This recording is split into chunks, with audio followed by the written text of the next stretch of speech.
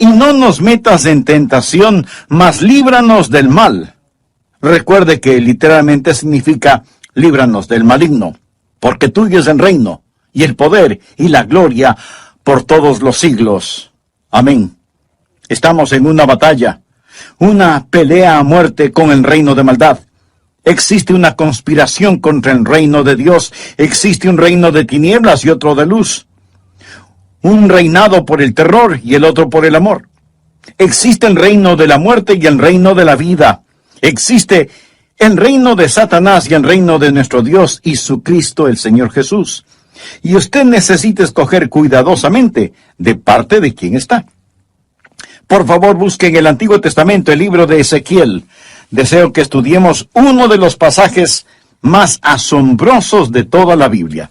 Ezequiel 28, versículos del 12 al 19. Hijo de hombre, levanta endecha sobre el rey de Tiro y dile, así ha dicho Jehová el Señor.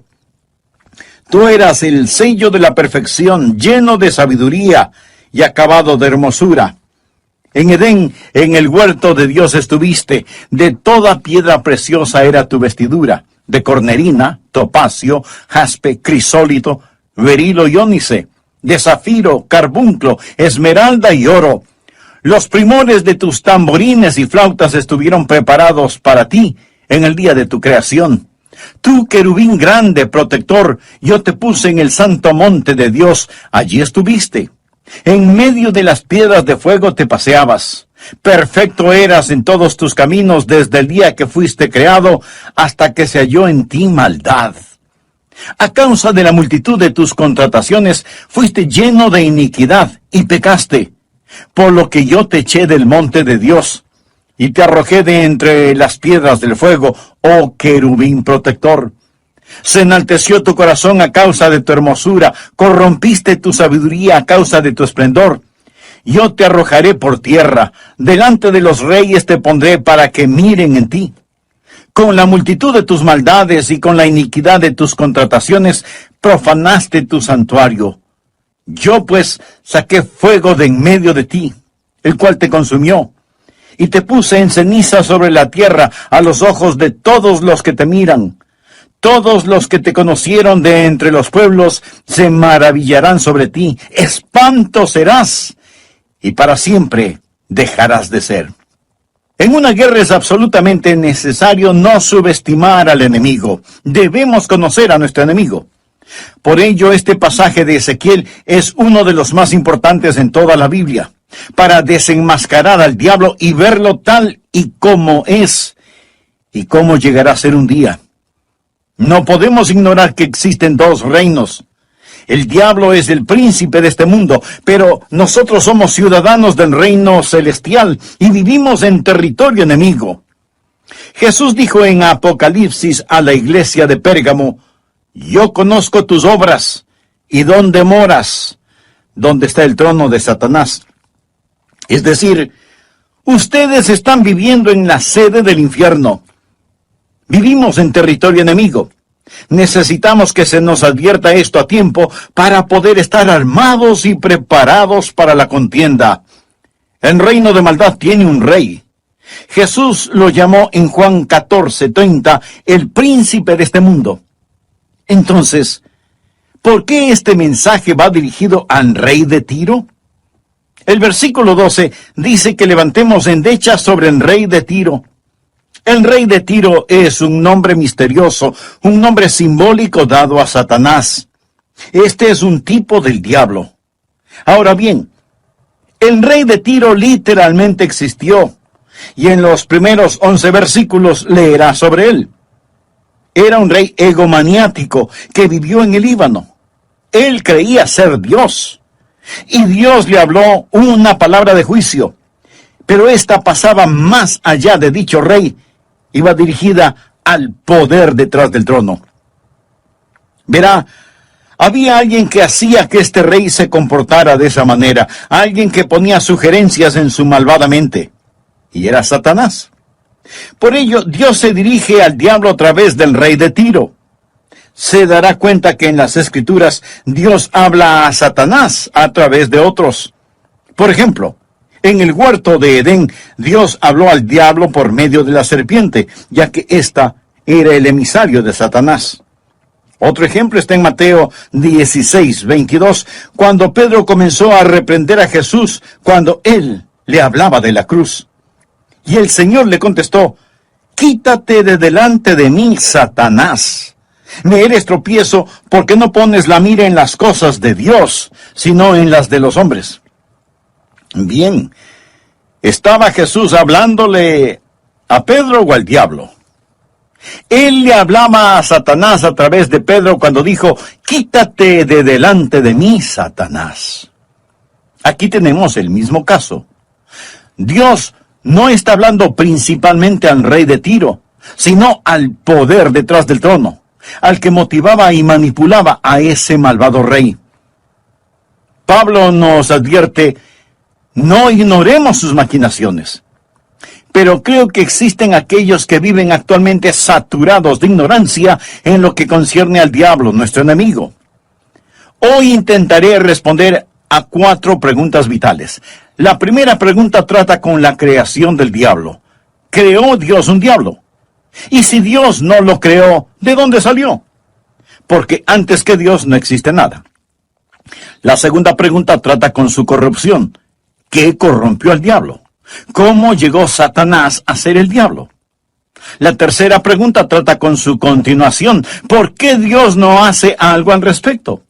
¿Por qué Dios no lo acaba, no lo erradica? ¿Por qué permite que continúe haciendo de las suyas? La cuarta pregunta trata con su condenación. ¿Qué le va a suceder al diablo? ¿Cuál es su destino?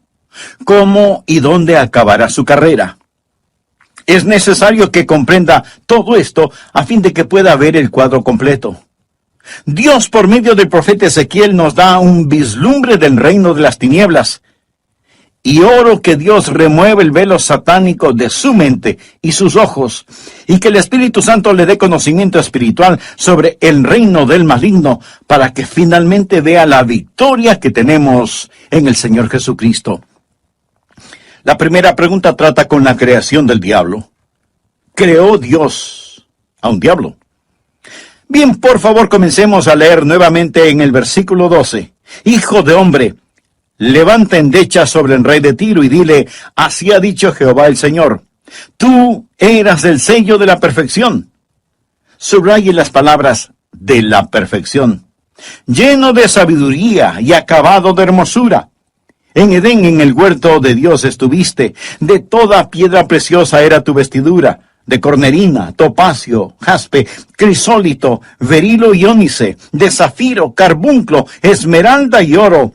Los primores de tus tamborines y flautas estuvieron preparados para ti en el día de tu creación. Subraye lo siguiente: en el día de tu creación. Tú, querubín grande, protector, yo te puse en el santo monte de Dios, allí estuviste. En medio de las piedras de fuego te paseabas.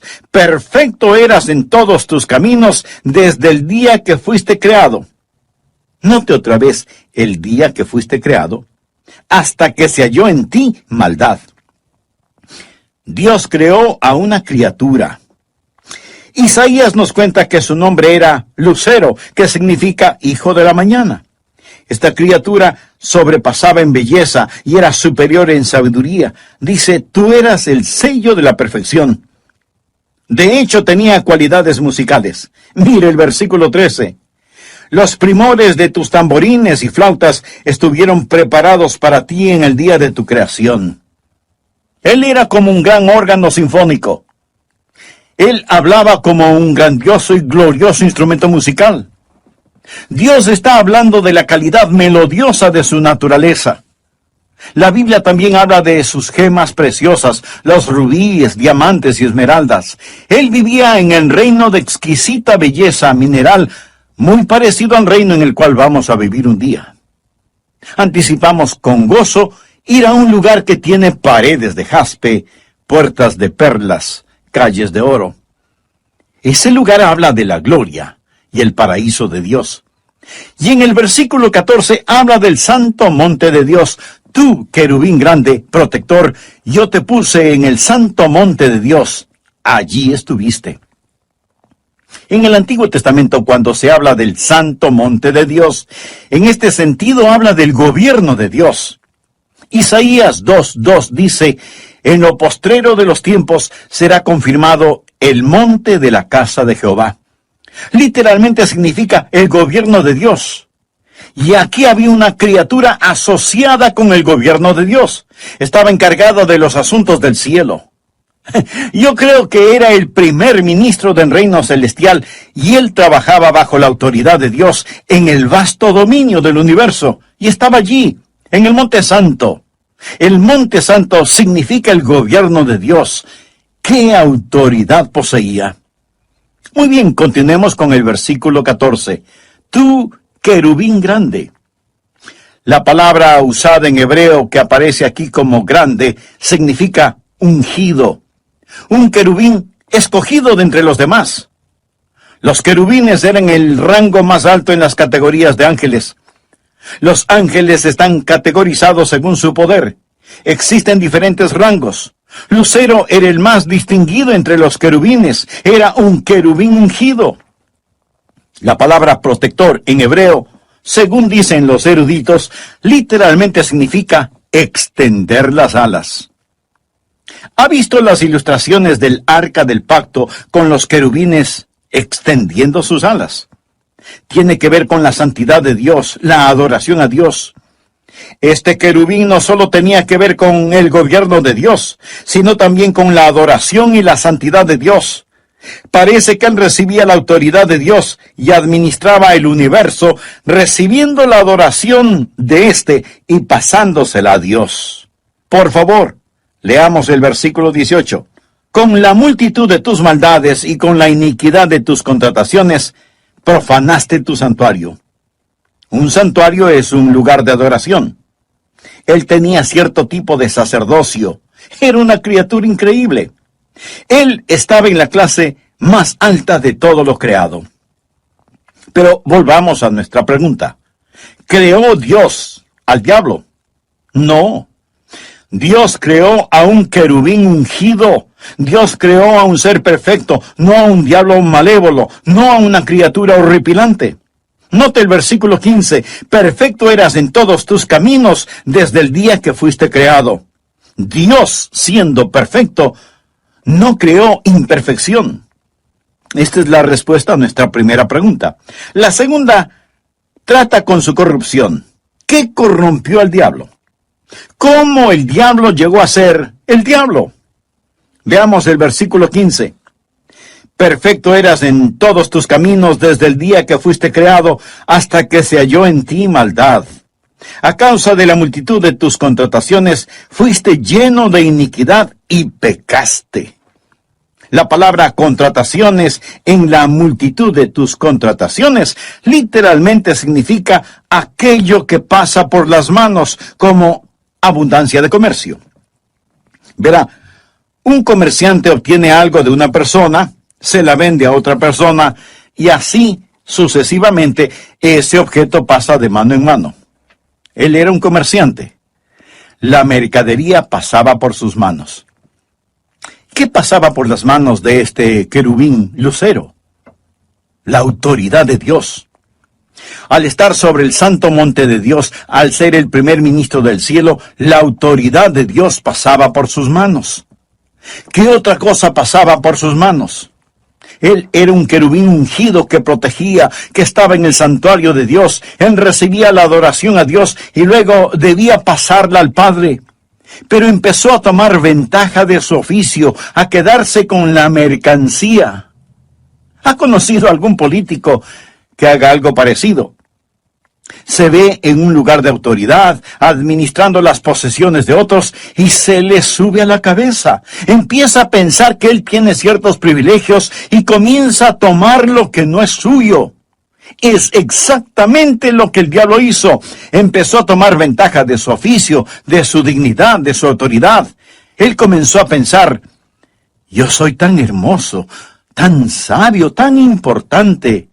Tengo mucha autoridad para no poseer alguna autoridad propia y para no recibir algunas de estas alabanzas. La esencia de su pecado, literalmente, fue el orgullo. Cuando Pablo le dijo a Timoteo cuáles eran los requerimientos para ser un pastor, leemos en 1 Timoteo 3:6 que el pastor no debe ser un neófito, es decir, no debe ser un novato, un recién convertido, alguien sin experiencia. Y la razón de esto es, no sea que envaneciéndose caiga en la condenación del diablo. Este pasaje nos dice muy claramente lo que le sucedió al diablo. Él se exaltó con orgullo. Necesitamos tener cuidado. De vez en cuando algún hombre vendrá y dirá, Dios me ha llamado a predicar. Y si eso es cierto, debemos dar gracias a Dios. Pero hay que tener discernimiento. A veces la membresía, al ver a un hombre con muchos talentos, le dicen, excelente, queremos que usted predique. Y empieza a predicar, a administrar las cosas santas en el gobierno de Dios. Él llega a ser una autoridad. No es simplemente un predicador, ahora es un pastor, un obispo. Él administra los asuntos de Dios y la gente alaba a Dios por medio de él. Él obtiene alabanza que debe ir directamente a Dios. Si este novato no es cuidadoso, comenzará a tomar para sí lo que no le pertenece. La gente le dirá, hermano, ese fue el mejor sermón que jamás haya escuchado en mi vida. Y él se lo creerá. Lo hice muy bien. Y se llena de orgullo. Lo he visto suceder muchas veces. Suben como un cohete y caen como una roca. Cayó en la condenación del diablo. Está muy claro. El diablo llegó a ser Satanás al llenarse de orgullo y comenzó a tomar para sí lo que no le pertenecía. Versículo 17. Se enalteció tu corazón a causa de tu hermosura. Subraye la palabra hermosura. Corrompiste tu sabiduría a causa de tu esplendor. Subraye la palabra sabiduría. No piense que el diablo no tiene sabiduría. Amigo, la tiene. No piense que el diablo no tiene hermosura. Amigo, la tiene. Pero deseo que aprenda que su belleza es una hermosura manchada y su sabiduría es una sabiduría corrompida. Él es hermoso. No piense que es un monstruo rojo con cuernos. ¿Cómo describe la Biblia al diablo? Escuche, como un ángel de luz. Su nombre es Lucero, portador de luz. El diablo, además, es un amante de la belleza. También es sabio. Pablo en 2 de Corintios 2:11 habla de sus maquinaciones, sus artimañas. Dice que no debemos ignorar sus maquinaciones. Y en Efesios 6:11 nos dice, vestíos de toda la armadura de Dios para que podáis estar firmes contra las acechanzas del diablo. También nos advirtió en 2 Timoteo 2:26 sobre los lazos del diablo. Él es tan sabio que Jesús dijo, de tal manera que engañarán, si fuera posible, aún a los escogidos. Sabía que el diablo no lo ha engañado, no porque usted es tan sabio, sino porque Dios no lo deja. Agradézcaselo a Dios. Y no diga que el diablo no lo puede engañar, porque Jesús dijo que hasta los elegidos serían engañados si Dios se lo permitiera. Su belleza permanece, pero es una hermosura manchada, defectuosa. Su sabiduría permanece, pero es una sabiduría corrompida. El diablo es brillantemente estúpido y horripilantemente hermoso. Mire cuán estúpido es Satanás, que cree literalmente que puede destronar a Dios, porque su sabiduría está corrompida y su hermosura manchada, y el orgullo causó todo esto. Voy a detenerme en este punto para preguntarle, amigo, ¿mantiene usted una actitud orgullosa delante de Dios? Eso es sumamente peligroso. Más bien con humildad, acérquese a Dios. Reconozca que usted es pecador. Arrepiéntase de sus pecados y por fe, acepte el regalo del perdón y de nueva vida en Cristo Jesús, recibiéndolo como su Señor y Salvador. Hable con Dios por medio de la oración. Y una vez que usted sea un hijo de Dios, Él le Señor Jesucristo. Padre nuestro que estás en los cielos, santificado sea tu nombre. Venga tu reino. Hágase tu voluntad, como en el cielo, así también en la tierra. El pan nuestro de cada día, dánoslo hoy. y perdónanos nuestras deudas, como también nosotros perdonamos a nuestros deudores. Y no nos metas en tentación, mas líbranos del mal o del maligno. Porque tuyo es el reino, y el poder, y la gloria, por todos los siglos. Amén. Recuerde que estamos en una batalla, una pelea a muerte con el reino de maldad, porque existe una conspiración contra el reino de Dios. Hay un reino de tinieblas y otro de luz. Un reino gobernado por el terror y otro reino gobernado por el amor. Existe el reino de la muerte y existe el reino de la vida. Existe el reino de Satanás y el reino de nuestro Dios y de su Cristo, el Señor Jesús. Y usted necesita escoger cuidadosamente de parte de quién está. Mi amigo, en una guerra es absolutamente necesario no subestimar al enemigo. Debemos conocer a nuestro enemigo. Y no podemos ignorar que existen dos reinos. El diablo es el príncipe de este mundo, pero nosotros somos ciudadanos del reino celestial, pero estamos viviendo en territorio enemigo. Y necesitamos que se nos advierta de esto a tiempo para poder estar armados y preparados para la contienda. El reino de maldad tiene un rey. En Juan 14:30, Jesús lo llamó el príncipe de este mundo. Y el apóstol Pablo nos dice que no debemos ignorar sus maquinaciones. Tristemente, muchos seres humanos en la actualidad viven saturados de ignorancia en lo concerniente al diablo, nuestro enemigo. Intentaré responder a varias preguntas vitales. Primero, ¿creó Dios un diablo? Y si Dios no lo creó, ¿de dónde salió? Porque antes que Dios no existe nada. Bien, no debemos olvidar que Dios creó una criatura. El profeta Isaías nos cuenta que su nombre era Lucero, hijo de la mañana. Esta criatura sobrepasaba en belleza a todas las demás y era superior en sabiduría. En Ezequiel 28:12 dice, tú eras el sello de la perfección. La Biblia también habla de sus gemas preciosas, rubíes, diamantes, esmeraldas. Él vivía en un reino de exquisita belleza mineral, muy parecido al reino en el cual vamos a vivir un día. Y anticipamos con gozo ir a un lugar que tiene paredes de jaspe, puertas de perlas, calles de oro. Este lugar habla de la gloria y el paraíso de Dios. Ezequiel 28:14 habla del santo monte de Dios. Tú, querubín grande, protector, yo te puse en el santo monte de Dios. Allí estuviste. ¿Creó Dios al diablo? No. Dios creó a un querubín ungido. Dios creó a un ser perfecto, no a un diablo malévolo y horripilante. Dios, siendo perfecto, no creó imperfección. Segundo, ¿qué corrompió al diablo? ¿Cómo el diablo llegó a ser diablo? Leamos Ezequiel 28:15. Perfecto eras en todos tus caminos desde el día que fuiste creado hasta que se halló en ti maldad. A causa de la multitud de manos, él era un querubín ungido que protegía, que estaba en el santuario de Dios. Él recibía la adoración a Dios y luego debía pasarla al Padre. Pero empezó a tomar ventaja de su oficio. Empezó a pensar que él debería tener ciertos privilegios y comenzó a tomar lo que no le pertenecía. Ha conocido a algunos políticos que hacen exactamente lo mismo. Llegan a puestos de poder y se creen tan importantes que esperan beneficiarse de todos los privilegios que puedan conseguir y recibir la pleitesía y la alabanza de todos. Su puesto de autoridad se le subió a la cabeza y empezó a pensar, yo soy tan hermoso, tan sabio, tan importante, tengo mucha autoridad para no poseer alguna autoridad propia y para no recibir algunas de estas alabanzas dirigidas a Dios. La esencia de su pecado literalmente fue su orgullo.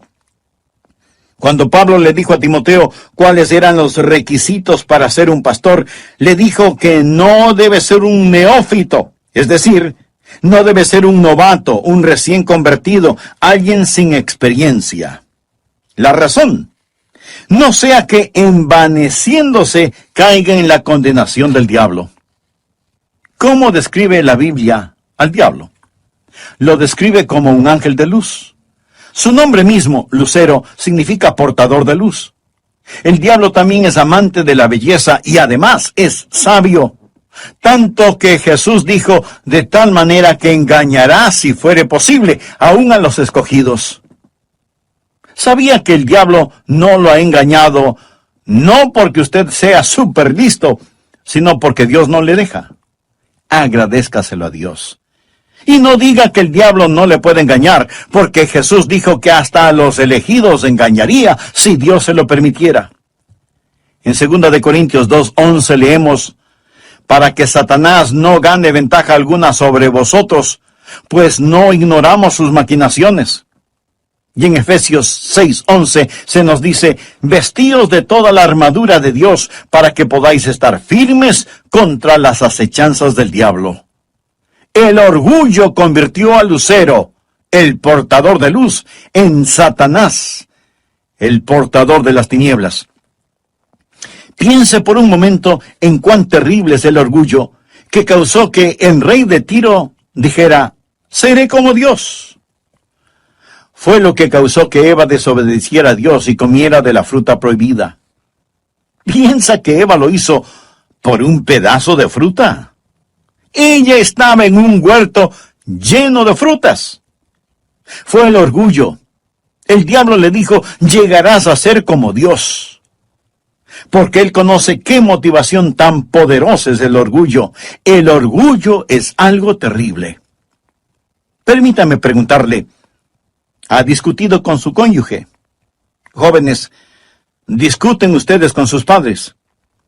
¿Alguna vez ha estado en una contienda dentro de una iglesia? La Biblia dice, ciertamente la soberbia, o sea, el orgullo, concebirá contienda, solo por el orgullo. Si no hubiese habido orgullo, no habría un diablo, y Adán y Eva no habrían pecado en el huerto del Edén. Amigo, si no hubiera orgullo en su corazón, nunca habrían necesitado salvarse. Estamos llenos de orgullo. Proverbios menciona las cosas que Dios odia. 6 cosas aborrece Jehová, y aún 7 abomina su alma, los ojos altivos. Lo primero en la lista es el orgullo, una mirada orgullosa. El orgullo es un pecado devastador y engañoso. ¿Sabe cómo habla una persona orgullosa? Habla así, es que yo soy tan humilde. Está orgulloso de su humildad, pero la persona verdaderamente humilde dice, Señor, no sé qué vas a hacer conmigo, te fallo tanto. Ahora bien, la humildad no es andar todos cabizbajos, no es pensar mal o pobremente de sí mismo. Usted ha sido creado a la imagen de Dios. La humildad no es pensar en sí mismo, es pensar en Dios. La humildad es aceptar lo que Dios dice acerca de usted. La gracia de Dios enaltece a la persona sin que se le suba la cabeza. La gracia de Dios humilla al hombre sin degradarlo para que él pueda decir, yo soy lo que soy por la gracia de Dios. La humildad es creer lo que Dios dice acerca de usted y aceptarlo. Los antiguos predicadores solían decir, no hay nada que lo ponga más lejos del alcance de Satanás que la humildad genuina, y nada lo hará que se parezca más al diablo que el orgullo. La Biblia dice en Filipenses 2, versos del 5 al 8, haya pues en vosotros este sentir que hubo también en Cristo Jesús, el cual, siendo en forma de Dios, no estimó el ser igual a Dios como cosa que aferrarse, sino que se despojó a sí mismo, tomando forma de siervo, hecho semejante a los hombres, y estando en la condición de hombre, se humilló a sí mismo, haciéndose obediente hasta la muerte, y muerte de cruz. El diablo fue creado en perfección. El diablo se corrompió por el orgullo. Tercero, ¿por qué Dios permite que el diablo continúe haciendo de las suyas? ¿Por qué Dios no lo acaba, lo erradica, no termina con el diablo una vez por todas? ¿Por qué Dios no hace algo al respecto? Bueno, veamos, por favor, Ezequiel versículo 16. A causa de la multitud de tus contrataciones fuiste lleno de iniquidad y pecaste, por lo que yo te eché del monte de Dios. Lo primero que hace Dios con el diablo es echarlo de la posición de autoridad que tenía en el cielo. Pecaste por lo que yo te eché del monte de Dios y te arrojé de entre las piedras del fuego, oh querubín protector.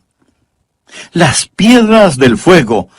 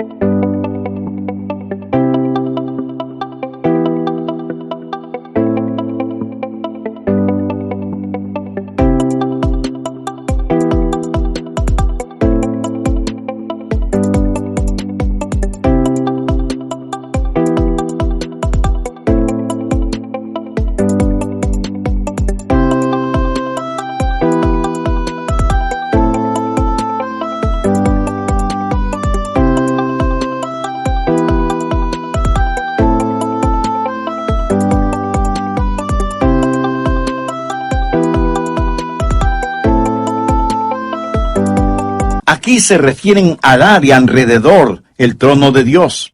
Se enalteció tu corazón a causa de tu hermosura, corrompiste tu sabiduría a causa de tu esplendor, yo te arrojaré por tierra.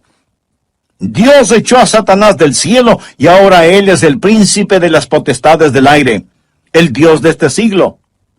Pero ¿por qué Dios no lo acaba? Porque Dios tiene un plan mayor, uno mejor, y tiene que ver con nuestra redención y salvación. Dios no va a destruir al diablo con el poder inherentemente suyo. Dios lo va a destruir por medio del poder que Él pone en usted y en mí. Y por medio de la muerte de Cristo, el diablo ha quedado inutilizado. Y Él no quiere que usted lo sepa. Ha sido despojado de su autoridad y echado del cielo. Y la única forma por medio de la cual puede trabajar es por medio de la decepción, el engaño, la mentira, porque no tiene más autoridad. Por medio del engaño oprime a la gente, él ciega a la gente, él abofetea a la gente, él continúa su reinado de terror, subversión, perversión y desviación. Él quiere dividir, deprimir, destruir, oprimir y poseer. El pecado y sufrimiento de Satanás son una trinidad inseparable de terror. Él escoge a los que no saben la verdad o la rehúsan para que lleven a cabo su sucio trabajo. Y Dios permite que continúe para lograr su plan final, para redimirnos, darnos poder, vida y victoria mayor que la que el diablo llegó a conocer. ¿Escuchó que dije mayor? Vamos a ser herederos de Dios y coherederos con Jesucristo, es decir, compartir por igual. Dios nos ama tanto que permite que el diablo continúe y envió a Jesús para que muriera en la cruz, para crear una raza de gente redimida que gobernará y reinará con Él para siempre. Esto es profundo y glorioso. Hablamos sobre su creación, su corrupción, su continuación, y ahora permítame hablarle sobre la condenación del diablo. ¿Qué le va a suceder al diablo? Ezequiel 29, versículo 19. Todos los que te conocieron de entre los pueblos se maravillarán. Por favor, subraye maravillarán. Significa que se sorprenderán al verlo.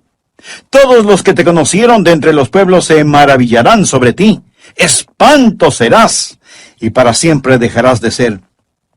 En otras palabras, vendrá el día cuando el diablo no aterrorizará más a la gente.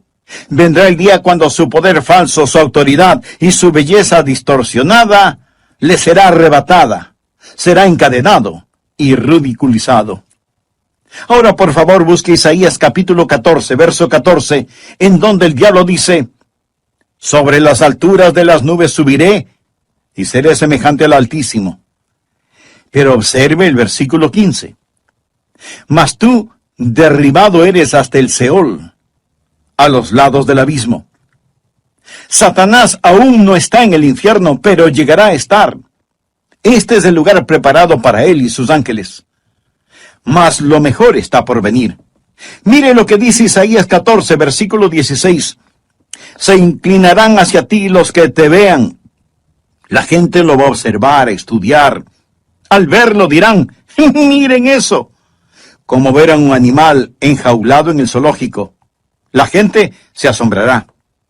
Se inclinarán hacia ti los que te vean, te contemplarán diciendo, ¿es este aquel varón que hacía temblar la tierra, que trastornaba los reinos? ¿Es este el que hacía temblar la tierra y los reinos, el que hizo del mundo un desierto destruyéndolo, el que no abría las puertas de sus prisiones? ¿Es este gusano, este debilucho, esta criatura insignificante, arruinada y patética, que ha sido despojada, conquistada y avergonzada? Y al instante la gente verá la insensatez, la estupidez de seguir al diablo. Existe el reino de maldad y el reino de Dios. Asegúrese, amigo, de que usted está en el reino de Dios. Porque donde el diablo acabará, allí también irán a parar sus seguidores. Por lo tanto, no tiene sentido seguir a un perdedor. El pecado no puede ganar, y la fe no puede fracasar. Esta es la razón por la cual Jesucristo nos enseñó a orar, líbranos del mal, porque tuyo es el reino y el poder y la gloria por todos los siglos. Amén. El Padre está en control. El pecado no puede ganar y la fe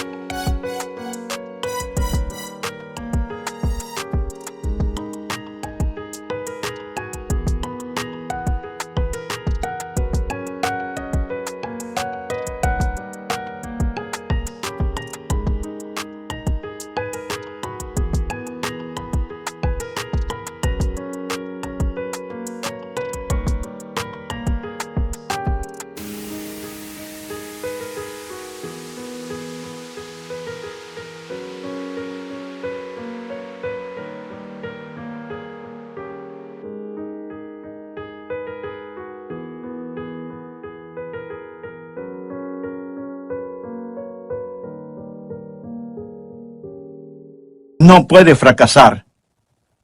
Paga servir a Jesús. Paga cada día y cada paso del camino. Aunque el sendero a la gloria pueda parecer a veces difícil, paga servir a Jesús. ¿Es usted salvo? Cristo dijo en Mateo 12:30, el que no es conmigo, contra mí es. Existen dos reinos, el de maldad y el de Dios. Si no está en el reino de Dios, entonces está en el de la maldad. El que no es conmigo, contra mí es. Y el que conmigo no recoge, desparrama. Hay dos reinos. Y cada ser humano está en uno de los dos. O en el reino del diablo, o en el reino de Dios. Estimado amigo, deseo hacerle una pregunta. Sea por favor honesto consigo mismo. ¿Es usted salvo? Yo no le pregunté si es usted católico, bautista, metodista o de alguna otra denominación. Lo que quiero decir es que usted necesita saber sin lugar a dudas que se ha arrepentido de sus pecados y que ha recibido a Cristo como su Salvador personal. Le imploro, le pido que lo haga ahora. Ore de corazón esta sencilla oración. Amado Dios, yo sé que tú me amas. Yo sé que quieres salvarme. Jesús, tú moriste para salvarme y prometiste salvarme si confiaba solo en ti. Confío en ti. Ahora mismo, en este momento, con todo mi ser, abro mi corazón y te recibo como mi Señor y Salvador. Gracias por salvarme. Recibo el regalo de la vida eterna por fe como un niño. Ahora eres mi Señor, mi Salvador, mi Dios y mi amigo. Y Señor Jesús, porque tú moriste en mi lugar, yo viviré para ti. Gracias por salvarme.